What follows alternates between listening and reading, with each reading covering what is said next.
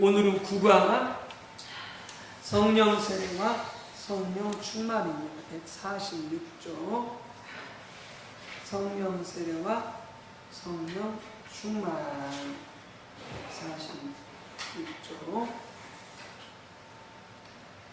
자, 그 위에 보시면 진정한 성령에 의한 삶, 하나님께 놀랍게 쓰임받는 삶을 살기 위해 우리가 성령과 관련하여 반드시 성경적으로 잘 알아야 할 한 분야는 성령 세례와 성령 충만에 관한 부분입니다. 그래서 지금 우리가 신약 시대는 성령의 시대고 우리가 성령이라는 삶을 살아야 되는데, 또 우리 모든 신앙생활에 성령을 빼놓고서는 가능하지 않는데, 성령에 대해서 우리가 올바르게 그래서 이해해야 되는데요. 특별히 두 가지, 성령 세례와 성령 충만을 잘 이해해야 됩니다. 우리가 이미 우리가 말씀을 나눴지만 우리 얼마나 지금 기억을 얻었을지 모르겠는데, 이 시간을 통해서 다시 한번 복습하면서 정확하게 성령 세례가 뭐고 또 성령 충만이 무엇인지를 이해하고요. 또 이걸 정확히 이해해야만이 우리가 성령을 구할 때 우리가 또 바르게 성령을 구할 수 있거든요. 그래서 정확한 이해가 필요합니다. 그죠? 자, 첫 번째, 성령 세례. 성령 세례. 그러니까 성령 세례가 있고요. 성령 충만이 있습니다. 그러니까 성령 세례는 한마디로 우리가 예수님을 처음 믿어 거듭날 때, 예수님을 처음 믿을 때, 처음 믿어 구원 받을 때, 예수님을 처음으로 믿어 구원 받을 때에 우리에게 임하는 성령을 성령 세례다 이렇게 말합니다.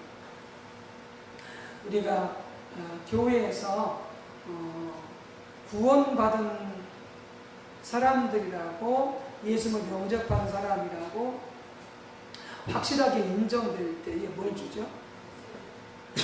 물세례를 주죠. 물세례. 예수를 처음 믿을 때, 처음 믿어서 그 사람이 예수를 영접한 것이, 구원받은 것이 확실하다 그렇게 판단이 되어지면 그런 분들한테 물세례를 줍니다. 그걸 먼저 이해하면 우리가 또 이 부분을 또 쉽게 이해할 수 있습니다.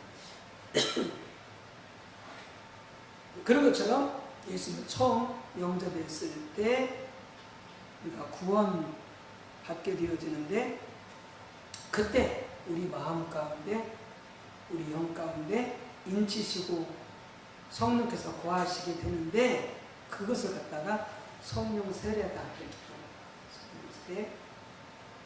자, 앞에서 살펴본 대로 우리가 예수님을 처음 믿을 때 성령께서 우리 안에 오셔서 거하십니다. 성경은 그것을 성령 세례라고 부릅니다. 성령 세례. 기억하시고 암기하시기 바랍니다. 나중에 시험 나옵니다. 자, 고린도전서 12장 13절 147조 거기에 보면 대표적으로 성령으로 세례받는 것에 대해서 말씀하시는데, 자, 같이 읽어보겠습니다.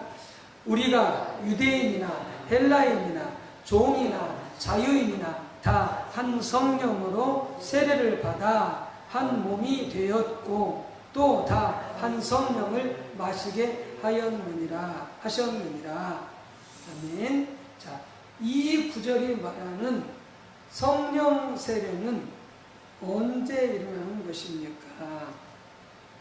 그러니까 여기 보면은 유대인이나 헬라인이나 종이나 자유인이나 인종과 나라와 민족의 구분이 없습니다. 모든 민족, 모든 백성 차별 없이 모두가 다 한 성령으로 세례를 받아 한 몸이 되었다 이렇게 말합니다. 자, 그러면 성령 세례를 언제 받은 겁니까? 그러니까 이제 예수님을 처음 믿었다. 아까 말씀드린 것처럼 거듭날 때 예수님을 처음 믿었을 때 성령 세례를 받는데 뭘 보면 알 수 있냐면은 거기 보죠. 자, 한 성령으로 세례를 받아 한 몸이 되었고 교회가 되어진 거죠. 교회의 일원이 된 거죠. 교회가 된 거죠. 그러니까 우리가 세례 받으면, 그러니까 교회 다닌다고 정확한 의미에서 교회 다닌다고 교회 회원이 되는 게 아니거든요. 언제부터 되냐면은 세례를 받은 시점부터 정식 교인이 되어지는 거죠. 정식 성도가 되어지는 거죠. 세례를 받아야만이 그 시점이 정식으로 교회의 회원이 되어지고 그리스도의 몸이 됩니다. 몸이 됩니다. 그래서 그것을 세례를 받아 한 몸이 되었다 이렇게 말합니다. 한 몸이 되었다. 그러니까 성령으로 세례받은 그 시점, 처음 예수를 믿은 그 시점, 그때에 성령으로 세례를 받은 거죠. 거듭날 때. 두 번째, 성령으로 세례를 받는 것을 다른 말로 무엇이라고 표현하고 있습니까? 거기 보면은 한 성령을 마시게 하셨느니라. 그래서 요한복음 보게 되죠. 예수님께서 그런 표현을 누구든지 목마르거든 내게로 와서 마시라 이렇게 되어 있거든요. 그걸 갖다가 뭘 마시라 이렇게 말씀하셨냐면은 예수를 믿는 자들이 받을 성령을 가리켜 하신 것 이렇게 말씀하셨거든요. 그러니까 성령 우리에게 오시는 것을 성경은 다른 표현으로 뭐라고 말하냐면 성령을 마시는 것이다 이렇게 표현하시는 것이다. 자, 두 종류의 성령 세례하고 물음표가 있죠. 그러니까 뭐냐면은 두 종류의 성령 세례가 있는 게 아니다 그 말이에요. 성령 세례는 한 종류다 그 말이에요. 그런데 성령 세례가 두 종류다 이렇게 이해하는 사람이 있다는 거예요. 그건 잘못된 이해라는 거예요. 그렇게 이해하면 안 된다. 자, 성령 세례는 두 종류다 한 종류다? 성령 세례는 한 가지다. 두 종류가 아니다. 그러니까 어떤 사람은 그러니까 그렇게 지향한 사람은 어떻게 이해하냐면은 예수님이 성령으로 세례를 주시고 또 나중에 성령께서 또 세례를 주신다 이렇게 두 가지로 이해하는데 그렇지 않다는 거예요. 네. 성령으로 세례를 받는 것은 두 종류가 아니고 바로 하나다. 한 번만 받는 것이다. 네. 네. 이걸 잘 이해를 해야 돼요. 네. 그렇지 않고 두 종류라고 이해하게 되면 성경도로 틀릴 뿐만이 아니라 우리가 성령에 대해서 바르게 이해하고 있지 못하게 되는 것이니까요. 자, 보십시다. 일부에서는 거듭나는 것과 성령 세례를 별개의 사건으로 이해합니다. 그러니까 거듭나는 것은 거듭난 것이고 또 성령 세례를 받아야 된다 이렇게 이해하는 거죠. 근데 우리가 앞에서 나눴지만 그게 아니라는 거죠. 거듭날 때 뭐다? 성령 세례를 받는다는 거예요. 거듭날 때 성령 세례를 받는 것이다. 이게 거듭나는 것과 성령 세례가 별개 사건이 아니다. 우리 성경 앞에서 봤잖아요. 성령 구조들이 함께 이해하고 있잖아요. 그들은 두 종류의 성령 세례가 있다고 주장합니다. 이게 잘못됐다는 거죠. 성경에는 성령 세례에 대한 구절이 7번 나오는데요. 그중 4번이 복음서에 나오고요. 세례요한이 예수님은 성령으로 세례 주는 분이라고 말한 구절 이게 4번 나오고요. 이제 좀 덧붙여지기도 하지만 중심 이 내용은 예수님의 성령으로 세례를 주는 분이라는 이 부분이 4번 나오고 복음서에 이 4구절 모두 예수님이 성령으로 세례를 주실 것이라는 사실 외에 성령 세례가 무엇인지에 대해서는 별 힌트를 주지 않습니다. 그래서 그냥 예수님이 성령으로 세례를 주었다 이렇게 복음서 4번 나오고, 그러면 성령 세례가 뭐냐? 이것 대해서는 설명을 있지 않다는 거죠. 자, 그게 이제 지금 그 뒤로 보면은 이제 그 4번 성경 구절을 마태복음 3장 11절, 48장에 보면은 마가복음 1장 18절, 누가복음 3장 16절, 또 요한복음 1장 33절 이렇게 복음 4번 말씀하거든요. 자, 그 마가복음 1장 8절만 보겠어요.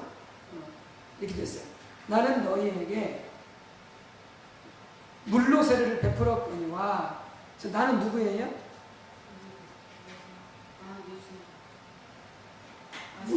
세리완이죠. 세리완이 물로 세례를 줬잖아요. 요단강에서. 나는 세리완은 너희에게 물로 세례를 베풀었거니와 그는 너희에게 성령으로 세례를 베푸시리라. 그는 누구예요? 예수님이에요. 그래서 예수님께서 성령으로 세례를 베푸실 거다. 이게 4번 나와요. 복음서에 4번. 자, 그 다음에 중간쯤에 그 다음 2 구절은 거기 있죠? 요한복음 1장 33절 그 밑에 그 다음 2 구절은 사도행전에 나옵니다. 그 2 구절 모두 오순절과 직접적인 관련이 있습니다. 그중 2번째 구절은 오순절에 일어났던 것과 동일한 일이 고넬료의 집에 일어났을 때 사도 베드로가 한 말입니다.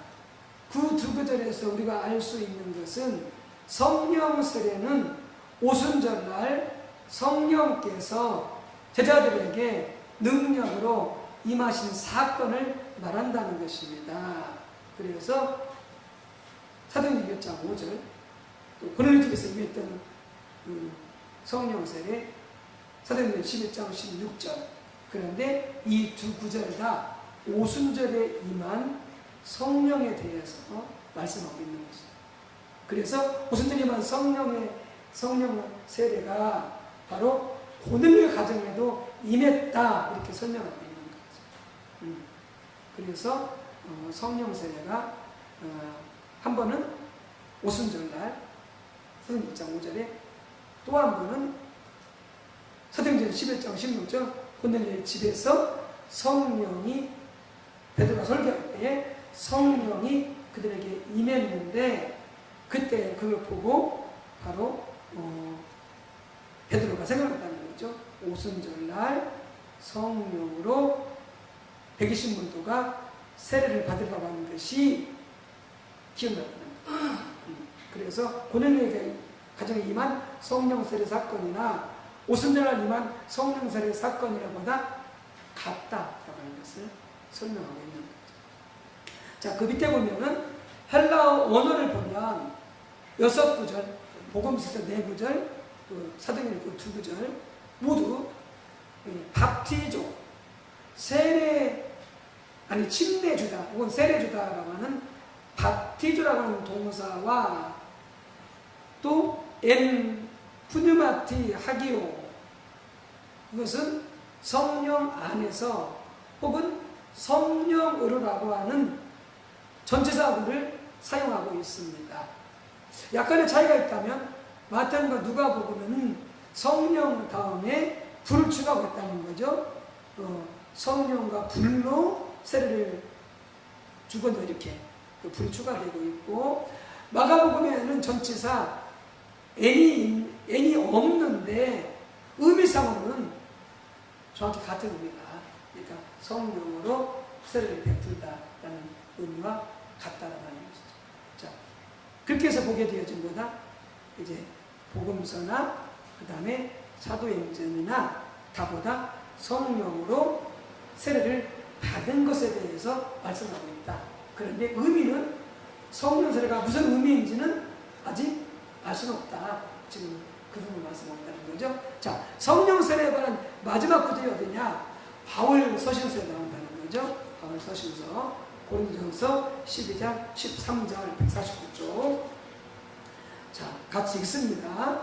우리가 유대인이나 헬라인이나 종이나 자유인이나 다 한 성령으로 세례를 받아 한 몸이 되었고 또 다 한 성령을 마시게 하셨느니라.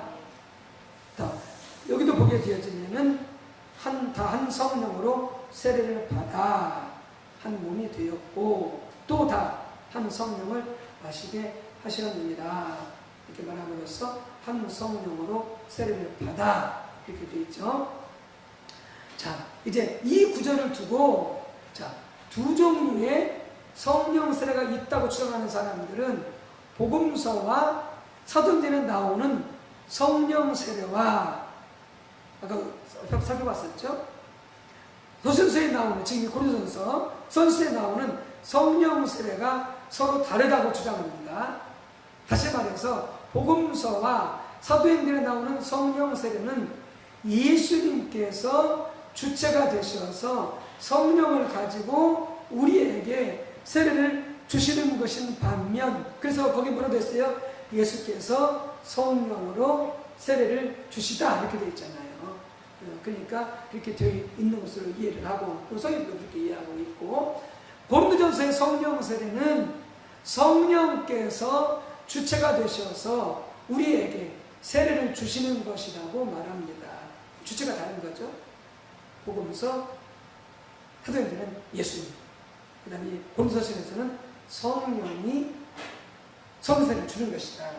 그러면서 두 종류의 성세가 있다 이렇게 이해하는 거죠. 그 우리가 지금 잘못했다고 지금 설명하는 거예요. 이제 자, 많은 영어 성경들이 고린도전서 12장 13절을 한 성령에 의해 by one spirit라고 번역함으로써 이제 그러한 주장을 뒷받침한다는 거죠. 그러니까 성령에 의해 다 한 성령에 의해 세례를 받아 이렇게 설명함으로써 그것을 이제 원래 주어로 표현하게 되어지면 한 성령으로가 이제 전치사가 되었기 때문에 이걸 주어로 돌려서 표현하게 되어지면은 성령이 세례를 고린도 교인들한테 주었다 이렇게 설명할 수가 있거든요. 그런데 그게 아니라는 거예요. 이게 영어 성경에는 그렇게 성령에 의해 혹은 주어로 바꾸면은 성령의 세례를 주었다 이렇게 표현하지만은 본래 원어에는 그렇게 안 되어 있다는 거예요. 원어에는 성령이 세례 주는 것으로 안 되어 있다는 거예요. 그래서 두 종류 성령으로 이해하면 안 된다는 거죠. 성령으로 이해하면은 그건 이제 그렇게 설명을 보시기 바랍니다. 영어 성경으로는 차이가 있는 것처럼 보일지 모르지만 헬라어 언어로는 두 종류 사이에 구별이 존재하지 않습니다. 바울은 고린도전서 12장 13절에서 엔 헤니 푸니마티 예 바티스트 헤멘, 그래서 한 영으로 침례를 받았으니 라고 표현함으로써 성령이라는 단어 대신에 한 영이라는 말을 쓴 것 외에는 밥티드라는 단어를 쓴 것이나 N이라는 전치사의 역경 명사를 쓴 것이나 나머지 성령 세례에 관한 구절과 정확하게 똑같이 표현하고 있기 때문입니다. 그러므로 고린도서 12장 13절에 나오는 성령 세례 또한 그것이 무엇을 의미하든지 상관없이 나머지 구절이 말하는 성령 세례와 정확하게 똑같은 것을 의미합니다. 그러니까 한마디로 뭐냐면 원어상은 뭐냐면은 성령에 의해 이렇게 안 되어 있다는 거예요. 성령으로라고 되어 있다. 성령으로. 그러면은 성령으로 세례를 줬다 이렇게 되어져 버리면은 성령을 주신 주체가 누구예요? 하나님이거나 예수님인 거죠. 예수님인 거죠. 예. 그렇기 때문에 이것을 성령이 세례 주는 것을 이렇게 표현하면은 안 된다는 거예요. 원어적인 의미에서는. 그러니까 성령 세례가 두 종류가 아니라는 거예요. 예수님도 성령 세례 주고 성령님도 성령 세례 주는 이렇게 두 번 주는 것으로 두 종류로 이해하면 안 된다 그 말이에요. 한 번이라는 거. 거듭날 때 성령을 세례 받는 한 번이라는 거. 아셨죠? 복잡하게 좀 이제 이해하려면 그러는데 한마디로 말하면 그렇다는 거예요. 자, 그 다음에 한 가지 더. 고린도서 12장 13절을 우리말 개역 개정 성경이 번역하고 있는 것처럼 한 성령에 의해라기보다는 한 성령으로 설명했었잖아요. 의해가 아니고 한 성령으로, 한 성령을 가지고 이렇게 번역하는 것이 더 옳은 이유는 웨인 굴든 박사가 잘 지적하였듯이 이 구절을 고린도서 10장 2절과 대조해 보면은 알 수 있습니다. 참고로 사도 바울은 이 구절에서 교회의 연합을 강조하기 위해 성령을 한 영이라고 표현하고 있습니다. 그래서 고린도 교회가 막 분열되어 있었거든요. 바울파, 베드로파, 아볼로파 이렇게 교회가 막 여러 이 조직으로 이 교회가 분열되어 있어요. 그래서 분열되면 안 된다는 거예요. 너희 다 한 성령으로 세례받지 않았느냐. 그러면 하나이고 한 몸이야지. 이게 무슨 말이냐. 그렇기 때문에 이 한 영으로 그들이 세례받았으면 강조한다는 거죠. 그 연합을, 하나님을 강조하기 위해서 한 성령이다.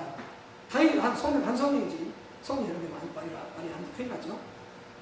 그래서 그렇게 연합을 강조하면서 그렇게 한 성령이라고 표현하게 된 것이고요. 그 한 영은 그보다 성령을 가리킨다.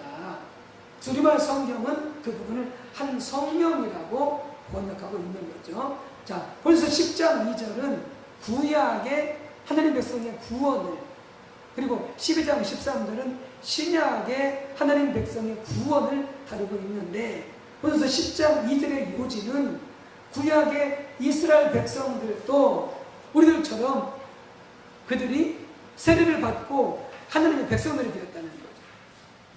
그 이스라엘 백성들도 세례를 받아 하나님의 백성들이 되었다. 그래서 이 두 구절이 대칭되고 있다. 그러니까 구약시대 이스라엘 백성들은 어디에서? 구름과 바다에서 세례를 받아. 바다가 어디예요? 홍해 바다와 구름에서 세례를 받아 그들이 이스라엘 백성들이 여기서 나오면서 하나님의 백성이 되었고, 우리는 예수를 영접해서 성령으로 세례를 받음으로 하나님 백성이 되었다라고 하는 것을 대조해서 설명한다는 거예요.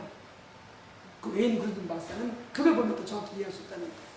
성령으로 세례받은 것을. 자, 그래서 이제 150쪽을 보십시오.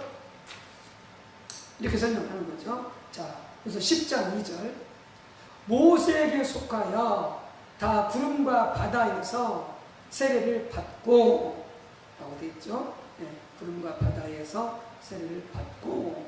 자, 그 다음에 벌써 12장 13절. 우리가 다 한 성령으로 세례를 받아 한 몸이 되었고. 그렇게 되어 있잖아요. 자, 보세요. 자, 영어를 보게 되어지면은, 거기 위에 보세요. 자, 10장 2절. 자, 구름과 바다 세례를 받고 뭐라고 되어 있냐면 in the cloud and in the sea 라고 말함으로써 바로 그 cloud, 그 구름이거든요. sea가 바다고, 둘 다 앞에 뭐가 있냐면 전치사 영어로 I am, in이 있어요. 그렇죠? 그래서 구름과 바다에서 혹은 구름과 바다로 세례를 받고 이렇게 되어 있거든요. 자, 그러면 이제 그래서 12장 10절 보세요. 거기서 뭐라고 되어 있냐? 자, ESV 영어 성경은 for in one spirit 라고 말하면서 앞에 있는 in이나 그 다음에 아래 있는 in이 다 똑같죠. I am. 그러면서 여기는 성령으로 세례를 받았으면 we were all baptized into one body 이렇게 되어버려서 위의 인이나 아래의 인이나 똑같은 거죠. 그런데 구약 백성은 뭘로 세례를 받았다?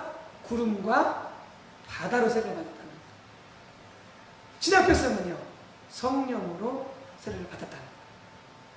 그래서 구약의 하나님 백성이 된 것과 신약의 하나님 백성이 된 것을 갖다가 대조해서 설명을 해주는 거예요. 설명해주는 거예요. 자, 그렇다면은 이제 그 두 번째 보세요. 사도 바울은 그 보세요. 그것을 설명해 주니까. 자, 사도 바울은 벌써 10장 2절에서 구름과 바다에서 세례를 받고, 구약 이스라엘 백성들은 구름과 바다에서, 혹은 그 가로를 보세요. 그렇게도 볼 수 있다는 거예요. 구름과 바다는 그들이 침례를 받은 물체이다. 물체. 그러니까 성령으로 세례를 받을 때에, 우리가 세례 받을 때 뭘로 세례 받아요? 성령으로 세례 받잖아요. 물론 성령의 인격이시지만, 이제 그걸 대조 설명할 때 세례 받는, 우리를 세례 받게 하는 그 물체가 뭐냐? 성령이라는 거예요. 성령으로 세례를 받고. 그런 것처럼 구약서는 뭘로 세례 받았다고요? 구름과 바다로 세례 받았다는 거예요. 그래서 이렇게 둘을 대조하게 설명하고 있다는 거죠. 그래서 세례를 받아 모세에게 속하게 되었다고 말하고 있습니다. 모세에게 속하게 되었다는 말은 그들이 모세에 대변되어지는 구 언약의 축복 속으로 들어가게 되었다는 말입니다. 사도 바울은 고린도서 12장 13절에서 마찬가지로 신약에 우리는 한 성령을 가지고, 성령은 우리가 침례를 받은 물체, 물론 성령은 물체가 아니라고 그랬죠. 인격이라고 그랬죠. 지금 이제 물과 그 구름과 그 바다를 대조해서 설명할 때에 성령을 받은 그 물체를 설명할 때, 그때 이제 설명하는 거예요. 편의상 세례를 받아 그때 몸에 속하게 되었다고 말하고 있습니다. 그래서 벌써 12장 13절에 엔헤니 푸니마티를 한 영의 의회라고 번역하기보다는 한 영을 가지고 혹은 한 영으로 이렇게 번역하는 게 더 옳다는 거예요. 그래서 뭐다? 그래서 성령으로 세례는 두 종류가 아니다. 성령으로 세례를 베풀었다라고 맞는 게, 설명하는 게 언어적으로나 또 이렇게 다른 구절과 비교해서 보더라도 그게 맞다는 거예요. 그래서 뭐다? 바로 복음서에 나와 있는 성령 세례, 서술에 나와 있는 성령 세례, 그 다음에 서술에 나와 있는 성령 세례 모두 다 똑같다는 거예요. 성령으로 세례 받는 그 표현이 정확하다는 거예요. 그러니까 한 성령의 세례를 받는 것이죠. 자, 이렇게 볼 때 그래서 12장 10년 나오는 성령 세례와 나머지 성령 세례는 정확하게 동일한 사건을 의미를 알 수가 있죠. 예, 성령 세례 받는 것을 말하니까. 그래서 12장 13절도 성령으로 세례 받는 것을 말하고, 나머지 사도행전이나 복음서도 성령으로 세례 받는 것을 말하기 때문에 다 7구절 다보다 정확하게 똑같다는 거예요. 성령 세례 받는 것. 자, 그렇다면 성령으로 세례 받는 말이 무슨 말이냐? 그게 바로 아까 우리가 봤듯이 보여서 16장 2절에 설명이 되어 있는 거죠. 나머지는 아까 복음서와 수준에는 설명이 안 되어 있지만 그냥 성령 세례 받았다 이렇게만 설명하고 있지만은 보여서 10장 2절에서는 성령으로 세례 받는 게 무슨 의미인지 설명했잖아요. 뭐라고? 예수를 처음 믿을 때 성령으로 세례 받는 것이다. 그래서 성령 세례가 뭐다? 예수를 처음 믿을 때 받는 성령 세례라는 거예요. 그러니까 이걸 갖다 우리가 어떤 신학자가 정의한 게 아니에요. 성경에 나와 있는 것을 그대로 설명한 거예요. 성령 세례는 예수를 처음 믿어서 교회의 정식 회원이 되어질 때에 받는 성령이다. 성령이다. 그래서 성령 세례를 다음과 같이 세 가지 결론을 낼 수가 있다. 첫 번째, 성령 세례는 우리가 예수를 믿을 때 일어난다. 예수를 믿을 때.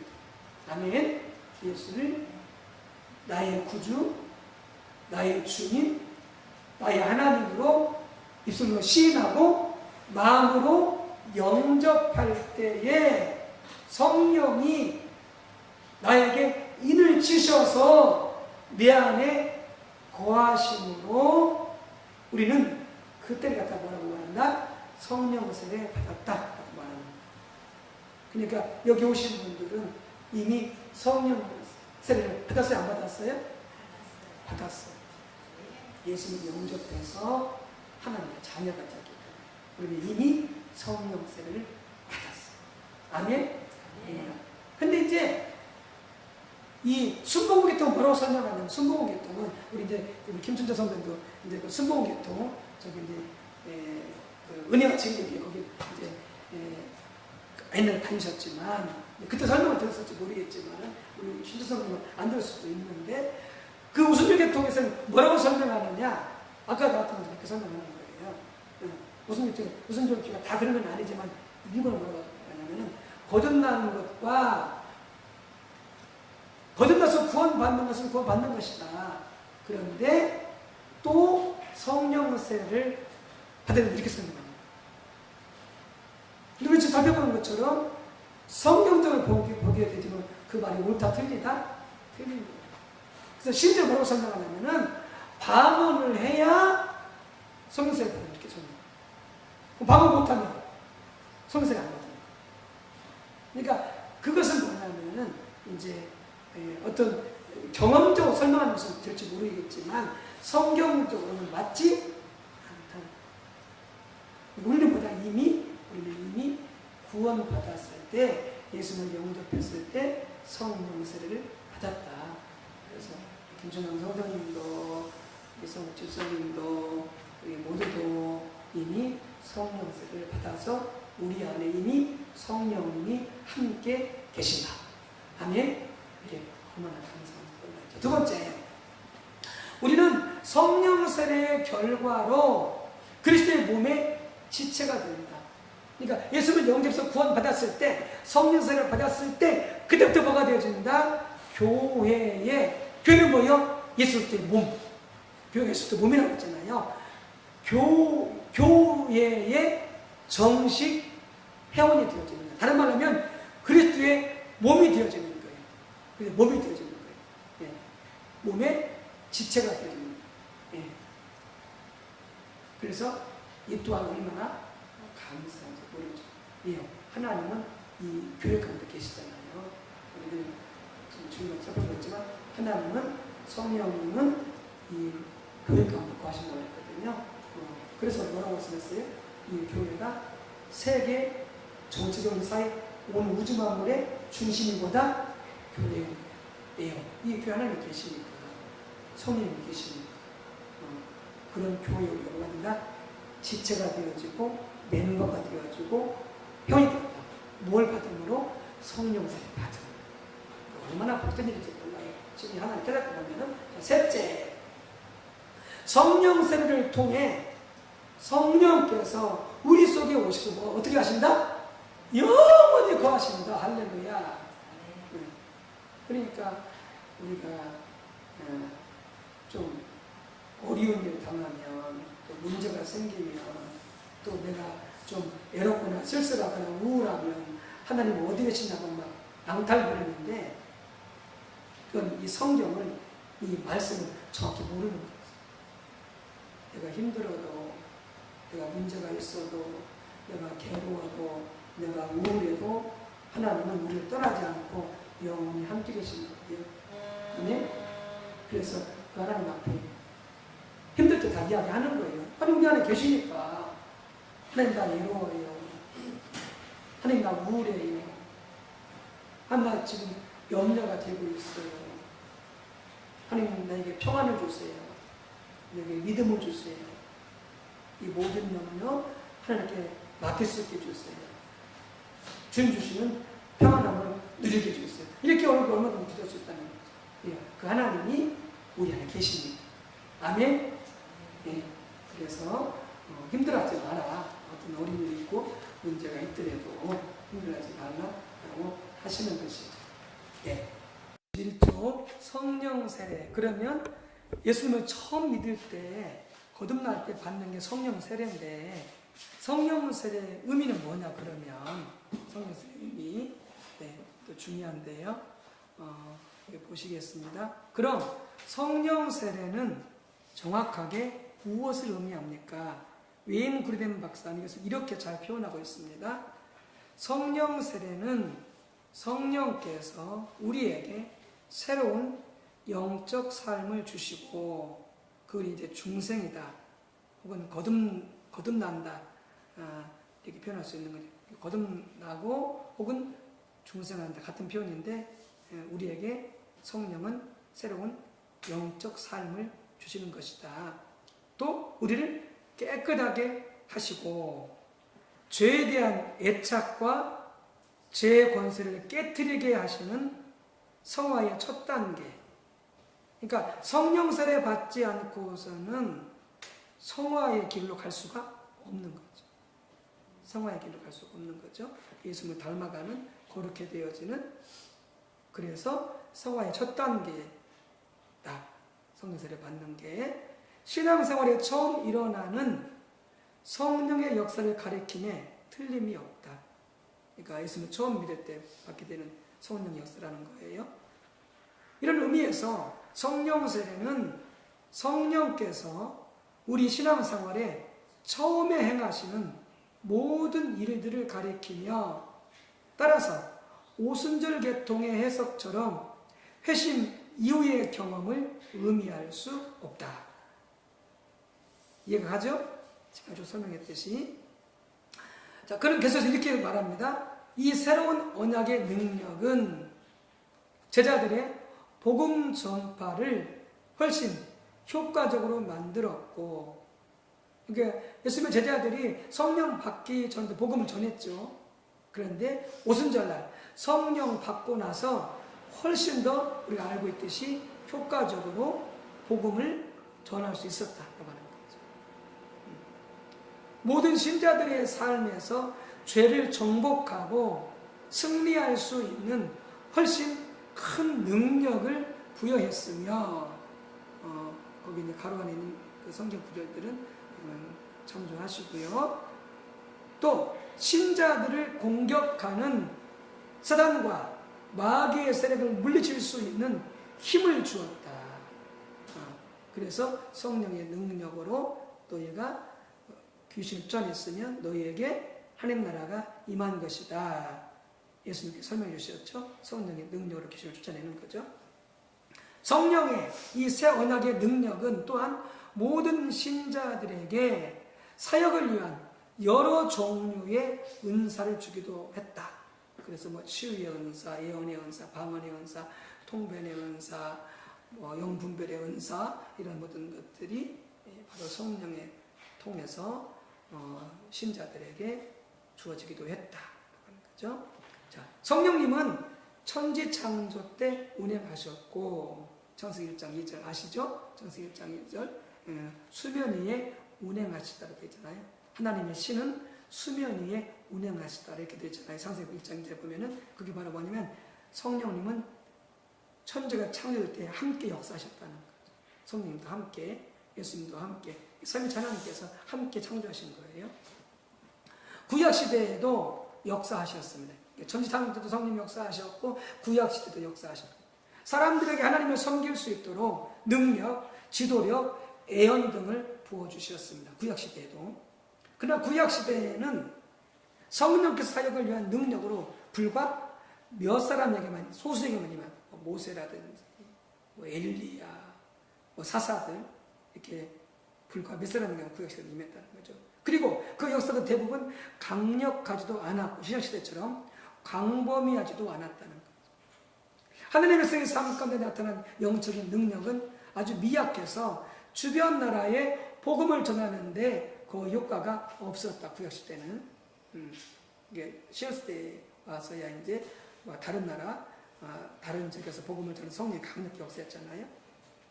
또 성령의 사역이 거의 모든 경우에 이스라엘 민족에게 국한되어 있었다.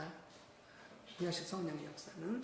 그런데 성경은 성령의 놀라운 새 시대가 도래하고 있음을 예언하고 있다. 이미 구약에서 그랬었죠. 모세는 성령께서 모든 하나님의 백성들에게 놀랍게 임하는 날을 고대하고 있었습니다. 민수기 12장 29절 여호와께서 그 신은 성령을 말해요. 그 모든 백성에게 주사 다 선지자 되게 하시기를 원하노라. 그래서 모세는 이와 같이 기대했었고요. 또 그 외에도 여러 곳에서 성령이 말세에 신약시대에 임할 것을 놀랍게 예언하고, 예레미야 31장 32절 33절, 에스겔 36장, 20절, 27절, 요엘서 2장, 28절, 29절들. 네. 세례 요한은 구약시대의 마지막 선지자였어요. 구약시대 마지막 선지자가 세례 요한이었어요. 그는 오시는 메시아가 새 시대를 여실 것을 알고 있었습니다. 그리고 그분이 구약에 약속된 그 놀라운 성령을 부으실 분임도 알았습니다. 그래서 아까 세례요한이 얘기했잖아요. 나는 물로 세례를 주거니와 내 뒤에 오시는 분은 불과 성령으로 세례를 주실 것이다. 이렇게 말씀하셨다는 거죠.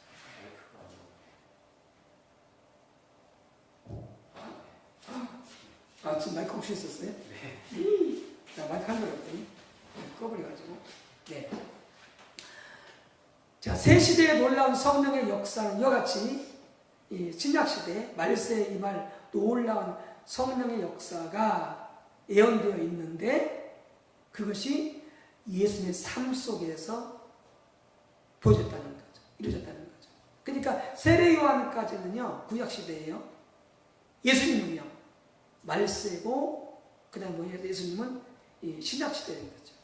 그러니까 이미 예수님부터 신약시대가 시작되는 거니까 예수님의 삶 속에 약속된 성령이 놀랍게 부어졌던 것을 우리가 볼 수 있다는 거죠. 예수님께서 요단강에서 세례를 받으시고 물에서 올라오실 때에 성령께서 놀랍게 예수님에 임하셨죠. 누가복음 3장에 보면 또 마귀에게 시험을 받으신 후 광야에서 놀라운 성령의 능력으로 갈릴리에 돌아오셨어요. 그리고 예수님은 성령의 능력으로 하나님 나라 복음을 전파하고 병든 자를 고치고 귀신 쫓아내고 죽은 자를 살리셨어요. 무엇으로? 성령의 능력으로. 어마어마한 역사 이렇게. 구약시대에는 이같이 광범위한 역사를 볼 수 없었던 것이죠. 예수님의 삶을 통해 우리는 새 언약의 능력이 어떤 것인가를 볼 수 있게 된 것입니다.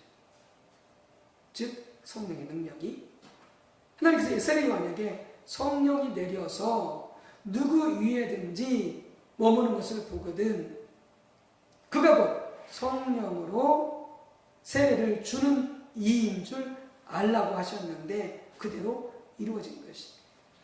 예수님의 성령이 임한 거죠. 그리고 예수님은 어떤 분이다? 성령으로 세례를 주시는 분이다. 그리고 예수님 안에 이미 이렇게 놀랍게 성령이 역사하고 계셨다. 그러나 그 당시 예수님의 제자들이 그 새 언약의 능력을 온전히 경험한 것은 오순절 이후였습니다. 오순절을 통해서 요엘서 2장의 예언이 성취되어, 그래서 베드로가 그랬잖아요. 설명하면서 요엘서의 그 예언이 말씀에 보실 그 성령이 성취되어진 거다. 그래서 젊은이는 꿈을 꾼다고 했습니까?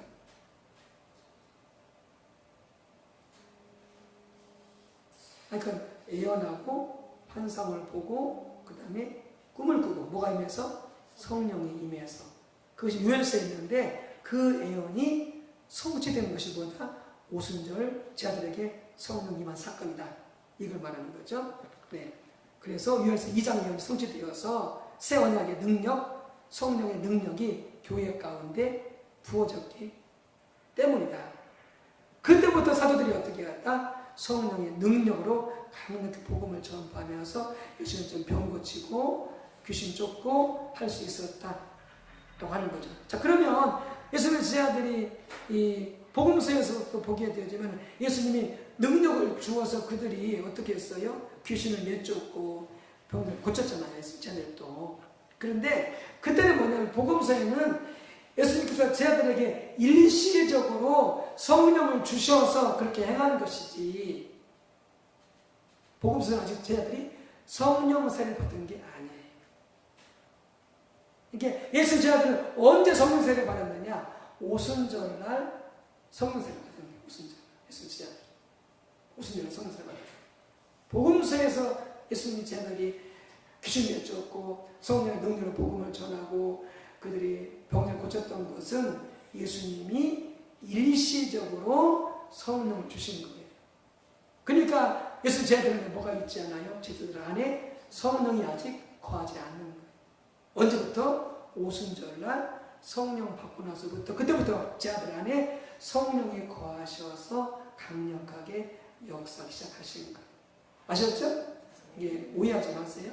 네, 그래서 그런 차이가 있으면 이건 인지하시고. 자, 그런데 오순절 이후에 사는 그 우리는 어떤 것이냐? 우리는 예수를 믿을 때 어떻게 한다? 성령 세례를 받는 거예요. 그러니까 예수님 제자들은 어떻게 했어요? 예수님 제자들 보세요. 예수님 제자들은, 그러니까 이제 예수님 제자들은 뭐예요? 예수님 제자들은 우리와는 약간 달라요. 그러니까 예수님 제자들은 뭐예요? 예수님 제자들은 이미 복음서에 보면은 예수를 믿어서 예수님의 제자가 되어지고 하나님의 자녀가 되었어요. 우리 그것도 성령의 도움을 됐겠죠. 그래서 예수님께서 제자 베드로한테 말씀, 베드로야, 네가 안 게 아니고 하나님 너희 아버지께서 너희에게 예수님이 구주인 것을 알게 하셨을 때 말씀하잖아요. 그때 베드로가 뭘로 알았냐면 성령을 알았던 거죠. 하나님의 계시를 알았던 거죠. 예수님의 메시아인 것을. 그렇지만 성령은 예수님 제자들은 아직 오셔서 거하지 않으셨던 거예요. 그러니까 예수님 제자들은 뭐예요? 예수를 믿은 처음 믿은 시점하고 성령 세례 받은 그 시점은 약간 달라요. 제자들에게 있어서는. 근데 우리는 안 그래요. 우리는 어떻게 한다고요? 예수를 믿을 때 바르고요, 성령 세례를 받아요. 그래서 아까도 그랬잖아요. 그래서 12장에서도 성과 우리 믿을 때 성령 세례 받고 한 몸이 됐다고 말씀하고 있잖아요. 그러니까 우리들은 예수 제자들보다 약간 다른, 그걸 이해해야 돼요. 나중에 이따 의무시 되어지면 그 말씀을 기억하세요. 자, 오순절 이후에 사는 우리들은 예수를 믿을 때 성령 세례를 받습니다. 우리의 구원은 성령께서 우리 속에 들어오시기 때문에 가능합니다. 성령께서 우리 속에 오셔서 거하시기 때문에 우리 모두는 성령의 한 삶을 살 수 있고 또 살아야 합니다. 아멘? 그러니까 성령의 한 삶을 당연히 살아야 돼요. 왜요? 예수를 믿을 때 이미 성령 우리 와서 계시기 때문에. 그리고 우리는 어떻게 수시로 우리 성령께 물어야 돼요. 예. 그분이 하나님이시니까. 그래서 어떻게 알아? 자꾸 성령님께 물으라는 거예요. 어떻게 해야 돼요? 이렇게 해야 돼요? 저렇게 해야 돼요? 어떻게 해야 돼요? 이렇게 자꾸 물어요. 하나님의 성령 우리 안에 와서 계시기 때문에. 그리고 어떻게 알아? 성령의 능력으로 사역을 감당하고, 성령의 능력으로 어떻게 한다? 가정 살림을 하고, 성령의 능력으로 구한다. 직장 생활하고, 성령의 능력으로 노래한다. 사업하고, 성령의 능력으로 구한다. 공부하고. 할렐루야. 다 성령의 능력이에요. 그 하나님이 온 우주 만물을 통치하시고, 관장하시고, 감찰하시고, 감동하시고. 우리 김수단 선생님이 반찬을 맛있게 잘 담그시는데, 우리 이성수 집사님도 반찬을 맛있게 잘 담그시는데, 무엇으로 반찬을 담아야 된다? 성령의 능력으로 반찬을 담아야 돼. 할렐루야. 그래서 반찬 담을 때도 기도하셔야 돼. 성령께서 도와주셔서 더 맛있게 잘 담을 수 있도록 지혜를 주시고 능력을 주세요. 할렐루야. 그러면 식구들이 얼마나 맛있게 잘 먹겠어요. 건강하게 되어지고 기뻐하겠어요. 모든 걸 성령의 능력으로 해라. 성령께 묻고 성령의 인도 받았어요. 왜? 성령께서 건너서 이미 우리 안에서 우리의 주인이신, 우리의 왕이신, 우리를 감찰하시는 그분이 우리 안에 와서 계시기 때문에. 할렐루야. 이런 거 보면 우리가 시간상 한다고 했지만 실은 엉뚱한 게 참 많아요. 엉뚱한 게 참. 성령 의식하죠. 묻지도 않고 그분께 의지하지도 않고. 우리가 이제 또 깨달았으니까 이제 또 기도하면서 하나님 은혜를 구하면서 잘 살아야 되겠죠? 시간상 잘해야 되겠죠. 또한 우리는 성령의 능력으로 사역을 감당할 수 있고, 성령이 나타나심에 따라 모든 성령의 은사들을 기대할 수 있습니다. 그래서 우리가 살림살이 할 때, 또 교육을 할 때, 직장일 할 때, 또 사업할 때 기대하는 거예요. 성령이 나타나시길 기대하는 거예요. 성령의 은사가 부어질 걸 기대하는 거예요. 기대하는 거예요. 왜? 우리 안에 성령이 계시니까. 할렐루야. 그래서 이게 참으로 놀라운 사건이다 라고 하는 것이죠. 성령 세례가 임한 게, 성령 세례 받은 게. 그러니까 우리 교회 안에 각 교구의 구역 안에 아직도 세례받지 못하신 분들이 있다면 권면하고 위해서 기도해서 이와 같이 성령 세례 받게 해야 되는 거죠. 성령 세례 받지 않으면 아직도 신앙생활이 시작이 안 된 거예요. 교회는 다니죠. 신앙생활 시작이 안 된 거예요. 아직 구원받은 상태가 아니에요. 아직 성화의 단계에 들어가지 못했어요. 그러니까 이 성령 세례가 얼마나 중요한지 알 수가 있겠죠. 그래서 그런 분들이 위해서, 그런 가족들이 때문에 명세를 타면 그렇게 위해서 기도하고 권면할 수 있어야 되겠죠. 아멘. 네. 자, 오늘은 이렇게 성령 세례까지만 보겠고요. 이제 다음 주에 이제 성령 충만을 배울 텐데, 그러니까 이렇게 그러면 이제 그다음에 뭐냐면 이제 이렇게 성령 세례 받고 성령이 우리 안에 와 계시니까 성령을 안 받아도 되느냐? 그게 아니에요. 성령이 와서 계시지만 또 계셨으면 어떻게 해요? 성령 충만을 받아야 돼요. 그러니까 뭐라고 말하냐? 후속적인 성령 충만, 이렇게 후속적인. 그러니까 성령이 우리 안에 오시고 난 뒤에도 어떻게 해야 돼? 후속으로 계속 성령을 받아야 된다는 거예요. 근데 많은 우리 성도들이 뭐예요? 특히 장로교 성도들이 거듭났을 때 성령 받은 것으로 만족하고 더 이상 성령을 사모하지도 않아. 성령을 구하지도 않아. 성령을 의지하지도 않아. 그러니까 신앙생활이 힘든 거예요. 그러니까 신앙생활이 뭐예요? 종교생활을 흘러가 버리는 거예요. 성령 없이 내 힘으로 하려고 하니까. 큰 착각이라고 하는 거예요. 실수라고 하는 거예요. 성령 없이 신앙생활 가능하지 않고, 성령 없이 우리가 인생 살아갈 수도 없고, 성령의 도움 없이 우리는 아무것도 할 수 없어요.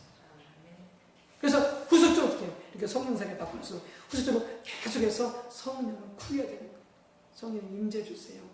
성령의 능력으로 충만케 해주세요. 은사를 더 부어주세요. 이렇게 계속 우리가 사모하고 갈망하고 구해야 되는 거예요. 아멘? 이게 이제 다음 주에 계속해서 이어서 공부하도록 하겠고요. 여기까지 하도록 하겠습니다. 아멘.